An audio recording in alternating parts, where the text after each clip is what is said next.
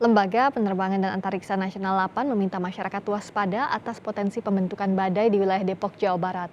Visual angin kencang yang Anda saksikan ini merupakan cuaca buruk yang terjadi di Depok pekan lalu. Hujan badai yang terjadi di Depok dalam beberapa hari terakhir menurut 8 dipicu adanya penghangatan suhu permukaan laut di perairan sekitar Samudra Hindia. Berdasarkan situs resmi 8, hujan badai diperkirakan akan kembali terjadi pada 27 dan 28 September hari ini.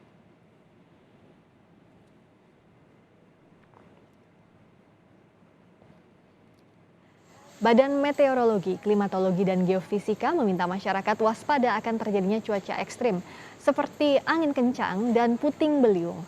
Saat ini sejumlah wilayah di Indonesia tengah memasuki masa peralihan musim sehingga cuaca ekstrim diprediksi akan terjadi di sejumlah wilayah seperti yang terjadi di Depok, Jawa Barat.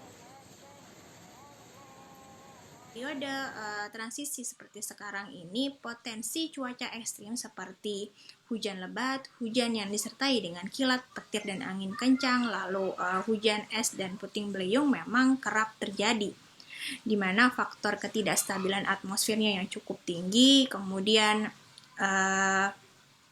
faktor kebasahan atmosfernya yang cukup besar itu terjadi pada periode-periode seperti saat ini. Seperti yang contohnya terjadi di wilayah Depok beberapa hari yang terakhir ini, di mana pada wilayah Depok beberapa daerah mengalami cuaca buruk seperti hujan badai, banjir, hingga longsor. Daerah mana saja yang perlu waspada dengan kondisi cuaca ke depan? Kami akan ajak Anda berbincang langsung dengan Deputi Bidang Meteorologi BMKG Guswanto. Selamat sore Pak Guswanto.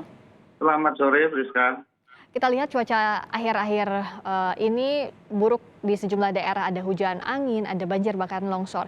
Sebenarnya apa yang patut masyarakat waspadai selama beberapa hari ke depan, Pak Guswanto? Yang perlu diwaspadai adalah di Indonesia saat ini secara umum adalah memasuki musim hujan. Ada yang sudah memasuki, ada yang belum. Nah, kemudian yang masuk di bulan September itu sudah berlalu, sudah ada beberapa ya di Sumatera bagian tengah, kemudian Kalimantan Selatan, Kalimantan Barat. Sekarang di bulan Oktober ini akan memasuki di beberapa wilayah, yaitu antara lain sebagian besar Jawa, kemudian sebagian Sumatera, sebagian Kalimantan Timur, kemudian Maluku Utara, dan sebagian di Papua Tengah dan Bali, Nusa Tenggara di bulan Oktober ini. Nah, yang perlu diwaspadai adalah adanya bencana hidrometeorologi di mana kalau musim hujan itu paling tidak ada banjir dan tanah longsor. Kemudian kalau masa pancaroba itu ada banjir, tanah longsor, ada angin kencangnya. Gitu. Oke, dengan potensi-potensi ini misalnya kan masyarakat juga harus punya edukasi lebih ya Pak Guswanto, saya akan tanyakan. Jadi kalau potensinya ke banjir atau longsor itu kalau kondisinya seperti apa? Kalau perakiraan cuacanya menunjukkan seperti apa Pak Guswanto? Baik. Kalau kita di BMKG itu memiliki perakiraan berbasis dampak, yaitu signature.bmkg.go.id. Di sana sudah ada perakiraan cuaca berbasis dampak. Misalkan seperti ini. Jadi kita memperakirakan bahwa di sana ada hujan deras, kemudian dengan kategori misalkan 80 sampai 100, itu ada yang ekstrim 150 lebih milimeter per hari. Itu akan memberikan dampak apabila kondisi lingkungannya itu tidak mendukung. Nah, apabila kondisi lingkungan itu mendukung, maka dia juga tidak akan menjadi bencana hidrometeorologi. Jadi yang perlu diwaspadai adalah di samping curah hujan itu sendiri dan kondisi lingkungan. Demikian. Oke, kalau 8 juga kan memprediksi salah satunya ada hujan badai. Kita juga lihat ini visual atau gambar yang ditayangkan di Depok ada hujan angin. Nah ini apa yang terjadi? Apakah wilayah Jabodetabek juga harus waspada dalam beberapa hari ke depan? Kami sampaikan bahwa BMKG di sini sebagai lembaga operasional yang menyiarkan tentang bagaimana perakiraan cuaca dan klimatologi.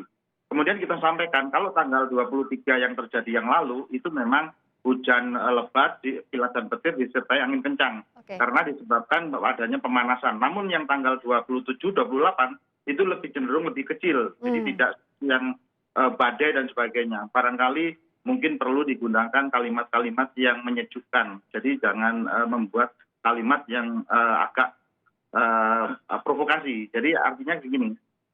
Memang tanggal 23 dan 27, 28 yang lebih parah adalah yang tanggal 23. Di sana ada angin kencangnya. Dan itu ada beberapa dan terjadi hujan es juga. tanggal 27, 28 itu hanya terjadi hujan lebat atau sedang lebat, itu hanya di sekitar Bogor, wilayah selatan. Depok pun hanya sebagian. Jakarta juga masih tidak hujan. Demikian. Oke, nah ini yang dibutuhkan oleh masyarakat, bagaimana masyarakat bisa membaca, tidak panik, tapi tetap siaga dan waspada tadi ya Pak Guswanto. Nah jadi Betul. kalau melihat dalam beberapa hari ke depan, tadi ada potensi intensitas hujan di sejumlah daerah, ada yang ringan, sedang hingga lebat. Bagaimana masyarakat memantaunya untuk lebih berwaspada lagi? Baik. Jadi cara memantaunya adalah kita selalu BMKG selalu menginformasikan update berita cuaca ataupun informasi cuaca itu secara reguler. Itu di kanal-kanal media BMKG, di YouTube, di info BMKG. Di sana ada beberapa penggunaan. Misalkan seperti kategori hujan, dikelompokkan jadi beberapa hujan ringan, hujan sedang. Nah, yang perlu diwaspadai adalah hujan sedang apabila berkombinasi dengan lingkungan yang jelek. Itu perlu waspada.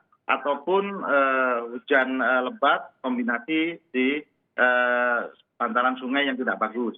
Ataupun hujan lebat ataupun sedang tapi di lereng jatuh di lereng yang mungkin melebihi dari 25% kelerengannya. Itu juga menyebabkan longsor. Nah, beberapa hal itu yang perlu diperhatikan. Misalkan saya sebagai penduduk, saya ada hujan lebat, kemudian saya tinggal di bantaran sungai. Akan saya lihat bantaran sungai yang sekitar saya itu lancar atau tidak. Kalau di sana penuh dengan sampah dan yang lain-lain, ya harusnya tentu wajib waspada. Artinya Ya. ini bisa dilihat langsung oleh masyarakat, tapi bisa juga dibantu oleh pemerintah setempat untuk melihat zona-zona mana yang selain tadi faktor cuaca, tapi juga kondisi lingkungan sekitar, begitu ya Pak?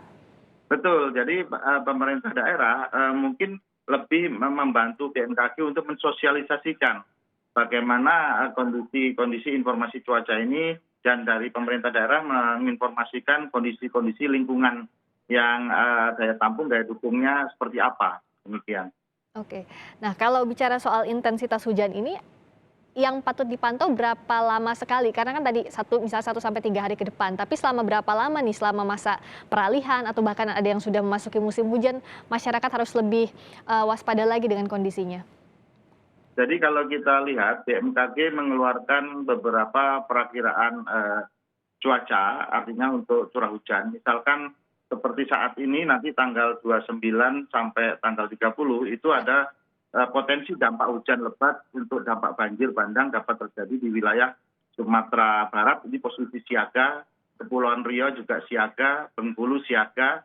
Namun selebihnya ada Aceh, Jambi, Sumatera Selatan, kemudian Jawa Barat, kemudian Kalimantan Barat, Kalimantan Tengah, kalau kita lihat lagi ada Kalimantan Selatan, Kalimantan Barat, Sulawesi Barat, maaf, itu dalam posisi waspada. Namun yang perlu saya garis bawahi adalah yang posisi siaga, yaitu Sumatera Barat, Kepulauan Riau, Bengkulu, itu yang perlu waspada untuk tanggal 29 sampai 30.